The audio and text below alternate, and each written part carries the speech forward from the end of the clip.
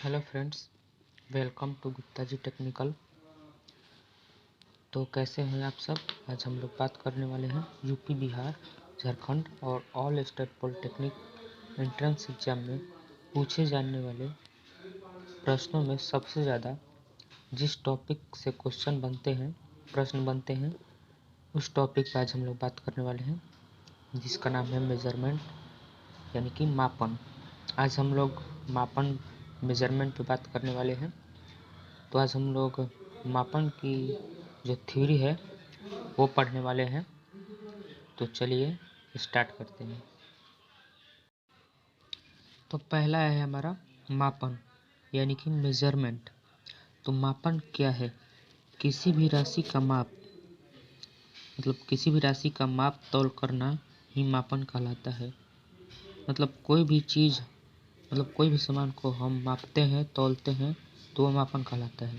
जैसे हम लोग किसी दुकान पे सामान लेने के लिए गए, मान लीजिए हम लोग चावल लेने गए, तो हम लोग बोलेंगे दुकानदार से 1 केजी चावल दे दीजिए। तो जो हमने वो केजी बोला वो मापन, जैसे 1 केजी, तो वो हम लोग माप कर रहे हैं उस चीज़ का। मान लीजिए हम दुकानदार के पास गए, बोले हमें 1 लीटर तेल दे दीजिए, तो वो जो 1 लीटर हुआ वो ही मतलब उस चीज़ का मापन हुआ। हम मान लीजिए कपड़ा की दुकान पे गए, बोले हमें 1 मीटर, 2 मीटर या 3 मीटर कपड़ा दे दीजिए, तो वो जो 1 मीटर, 2 मीटर, 3 मीटर है वो उस कपड़े का माप हुआ, उसे हम लोग मापन बोलते हैं। और जो ये मतलब बनावट के आधार पे मापन जो होते हैं वो 2 प्रकार के होते हैं। पहला फंडामेंटल क्वांटिटीज़ यानी कि मूल राशि, और दूसरा डिराइव्ड क्वांटिटीज़ यानी व्युत्पन्न राशि। तो पहले मूल राशि यानी कि फंडामेंटल क्वांटिटीज़ के बारे में बात करते हैं। तो वह राशि जो बिल्कुल स्वतंत्र हो, अर्थात जिसका निर्माण में कोई दूसरी राशि की सहायता न ली गई हो, उसे हम लोग फंडामेंटल क्वांटिटीज़ यानी कि मूल राशि कहते हैं। मूल राशि की संख्या 7 होती है। तो देखिए कौन कौन। लंबाई, लंबाई में आ जाता है चौड़ाई, मोटाई, दूरी, विस्थापन। दूसरा द्रव्यमान, जिसको हम लोग बोलते हैं मास। समय, टाइम, तापन, टेम्परेचर, विद्युत धारा, इलेक्ट्रिक करंट, ज्योति तीव्रता, पदार्थ की मात्रा मोल। और दूसरा है व्युत्पन्न राशि, डिराइव्ड क्वांटिटीज़, जिसको हम लोग बोलते हैं डिराइव्ड क्वांटिटीज़ यानी कि व्युत्पन्न राशि।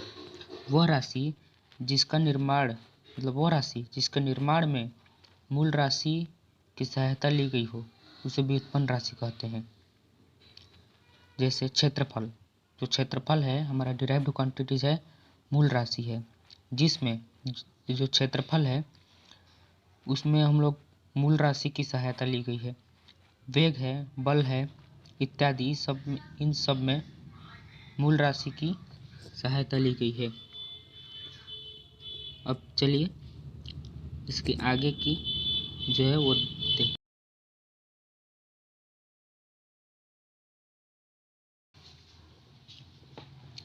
अब है गुणक के आधार पर राशियों को 2 भागों में बांटा गया है, यानी गुणक के आधार पर राशियाँ 2 प्रकार की होती हैं। पहला सदिश राशि और दूसरा अदिश राशि। सदिश राशि मतलब वेक्टर क्वांटिटीज और अदिश राशि मतलब डायरेक्ट क्वांटिटीज।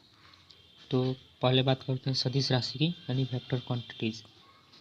वह राशि जिसमें परिमाण के साथ साथ दिशा भी हो, मतलब वैसा क्वांटिटी जिसमें परिमाण भी हो, परिमाण की भी मात्रा हो, और साथ में दिशा यानी डायरेक्शन भी हो, वो सदिश राशि कहलाता है। जैसे आयाम, भार, विस्थापन, त्वरण, वेग, आवेग, कोणीय वेग, विद्युत क्षेत्र, चुंबकीय क्षेत्र।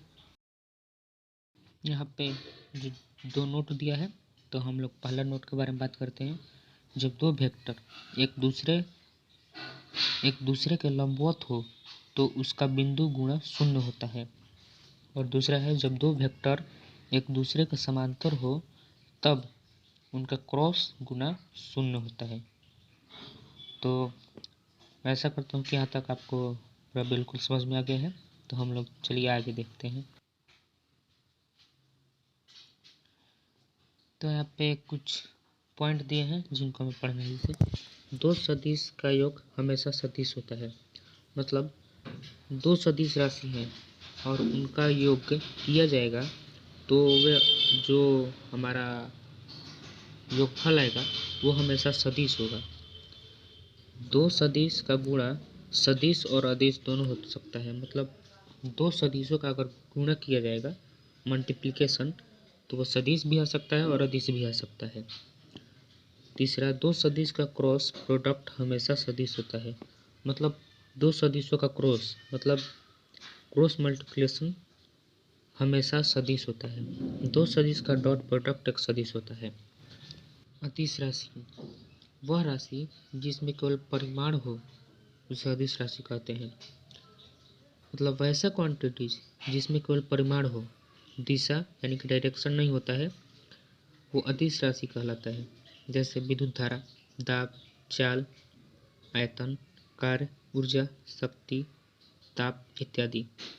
मात्रक यूनिट मापन में जो मात्रक होता है वो होना जरूरी होता है।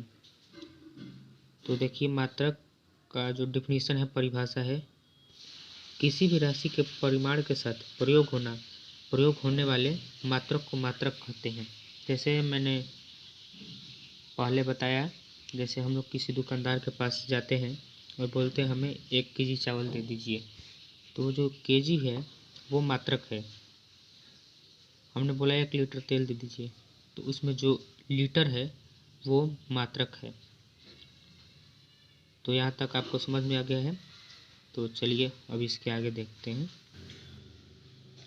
यहाँ पे एक नोट दिया हुआ है, यदि मात्रक वैज्ञानिक के नाम पर लिखना हो, अगर मात्रक वैज्ञानिक के नाम पर लिखना हो तो पहला अक्षर जो होता है, अगर एक अक्षर लिखना हो, मान लीजिए जैसे न्यूटन है, अगर न्यूटन पूरा लिखना हो तो पूरा जो लेटर होगा ये स्मॉल लेटर होगा, मतलब छोटे अक्षरों में।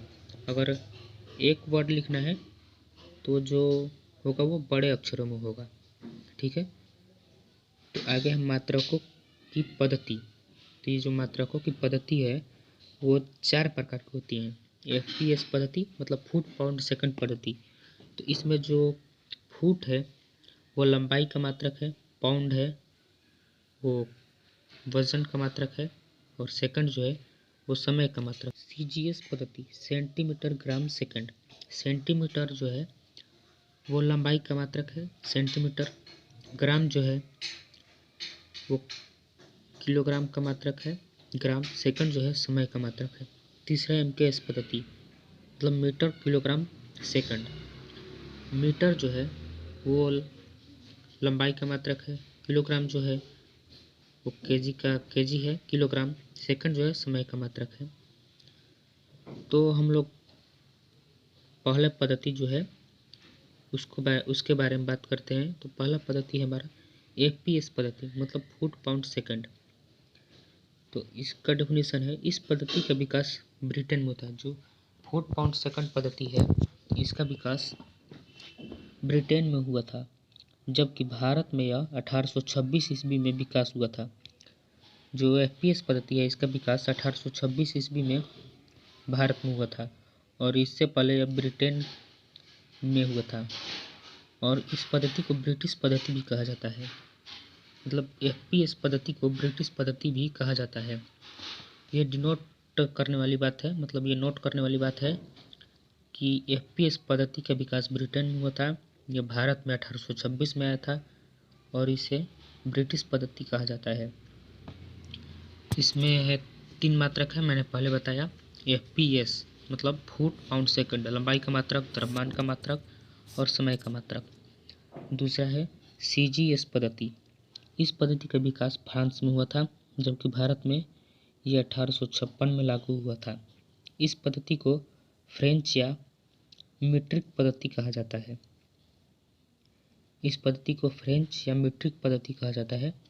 इस पद्धति का विकास जो हुआ था फ्रांस में हुआ था और ये भारत में 1826 में लागू हुआ था।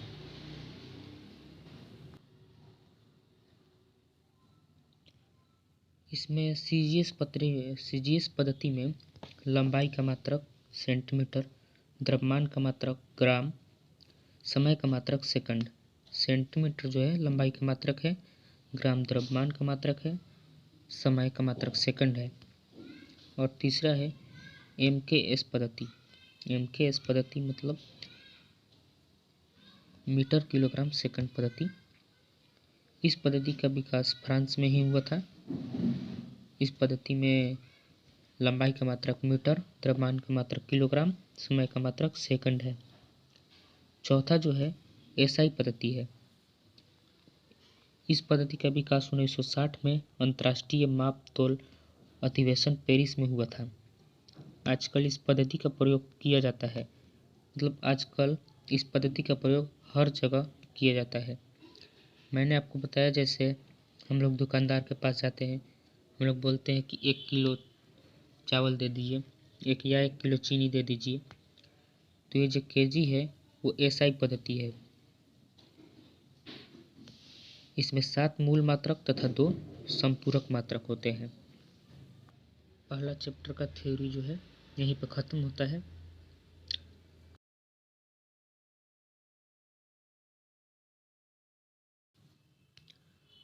अगर ये आपको ये वीडियो अच्छा लगा हो तो वीडियो को लाइक करें, चैनल को सब्सक्राइब करें, और जो इसका